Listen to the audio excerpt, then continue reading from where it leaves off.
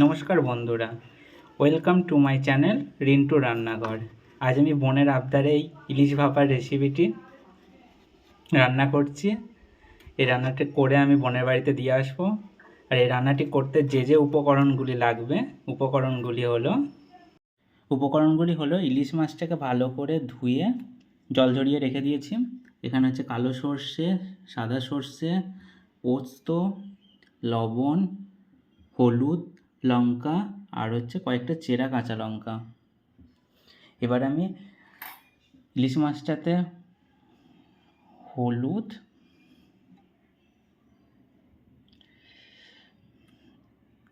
আর লবণ মাখিয়ে রেখে দেব।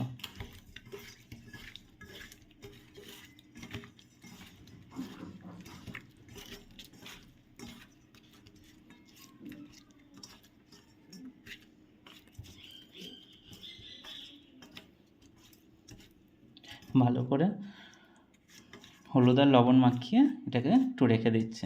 ততক্ষণে আমি এই সর্ষে, কালো সর্ষে, সাদা সর্ষে, পোস্তটাকে আমি বেটে নিচ্ছি। আমি পোস্তটাকে শিলে বেটে নিচ্ছি। আমার পোস্তটা বাটা হয়ে গেছে। এবার আমি পোস্তটা একটা বাটির মধ্যে তুলে নিচ্ছি। আর পোস্তটা তোলা হয়ে গেছে। এবার শিলে আমি কালো সর্ষে আর একটা লঙ্কা আর সর্ষে ভেজানোর সময়তে নুন দেওয়া ছিল, তাই আমি এবার এটাকে বেটে নিচ্ছি, কালো সর্ষেটাকে। আমার সর্ষে বাটাটাও হয়ে গেছে। এবার আমি কালো সর্ষেটাও একটা বাটির মধ্যে তুলে নিচ্ছি। এবার আমি সাদা সর্ষেটা বেটে নেবো।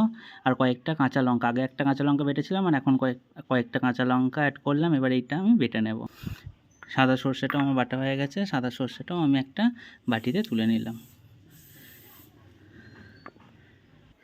ভাপার জন্য আমি কড়াইয়ে জল দিয়ে দিয়েছি। এবার জলটা গরম হোক, ততক্ষণ আমি উপকরণগুলো সব মিশিয়ে নেব। আমি একটা টিফিন কৌটো নিয়ে নিয়েছি। প্রথমে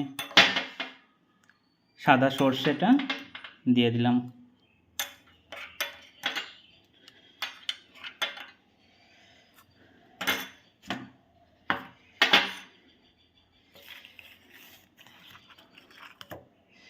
আমি কালো সর্ষেটা দিয়ে দিচ্ছি।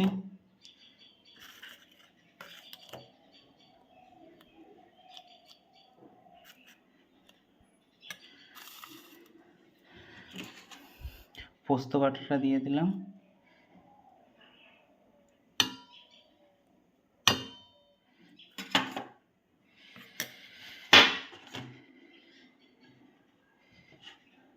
একটু হলুদ গুঁড়ো,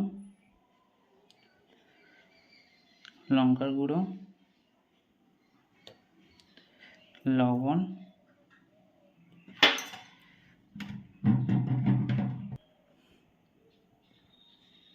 একটু জল,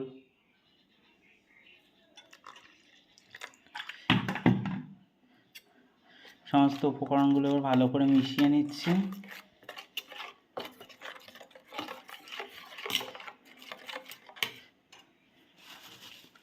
আমি একটু চিনি দিয়ে দিলাম।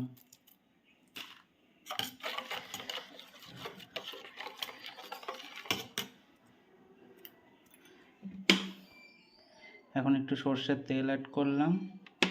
ইলিশ ভাপার মেন উপকরণ হচ্ছে সর্ষের তেল। সর্ষের তেলের ঝাঁঝটা যখন পাওয়া যাবে খাওয়ার সময়, তখন ব্যাপক লাগবে।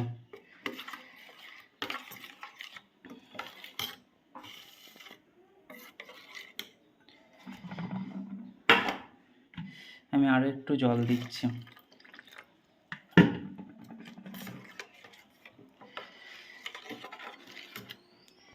এবার আমি নুন হলুদ মাখানো ইলিশ মাছগুলো একটা একটা করে দিয়ে দিচ্ছি।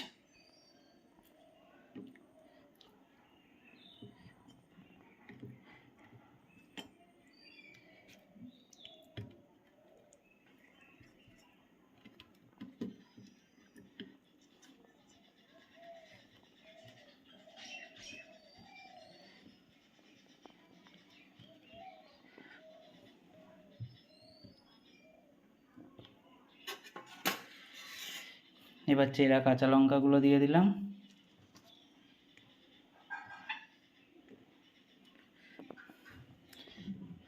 পরে আমি ওপর থেকে আর একটু সর্ষের তেল দিয়ে দিলাম। আমি আরেকটা জিনিস দিতে ভুলে গেছিলাম, একটু টক দই দেব। এবার আমি ভালো করে একটু মিশিয়ে দিচ্ছি টক দইটাকে। তোমরা চাইলে এর মধ্যে নারকেল কোড়া দিতে পারো, তাহলে টেস্টটা আরও সুন্দর হবে, কিন্তু আমার ঘরে নারকেল ছিল না বলে আমি নারকেল কোড়াটা অ্যাড করতে পারিনি। এবার আমি ঢাকনাটা বন্ধ করে দিলাম। এবার গরম জলের মধ্যে বসিয়ে দিলাম। বসিয়ে দেওয়ার পর আমি এটা একটা চাপা দিয়ে দিলাম।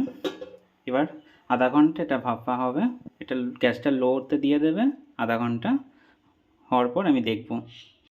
আধা ঘন্টা হয়ে গেছে, এবার আমি ঢাকনাটা খুলে দেখি। আমি ঢাকনাটা খোলার পর আসছে, দেখুন আমি ঢাকনাটা খোলার পর কালারটা কেমন এসছে, আর আমার মাছগুলো ভালো করে সেদ্ধ হয়ে গেছে, আর কালারটা কত সুন্দর এসছে দেখুন। যদি তোমাদের এই ইলিশ ভাপার রেসিপিটি ভালো লেগে থাকে তাহলে একটা লাইক, কমেন্ট আর শেয়ার করে দেবে। আর এই রান্না করার পর কেমন হয়েছে সেটা আমাকে জানাতে ভুলবেন না কমেন্টে।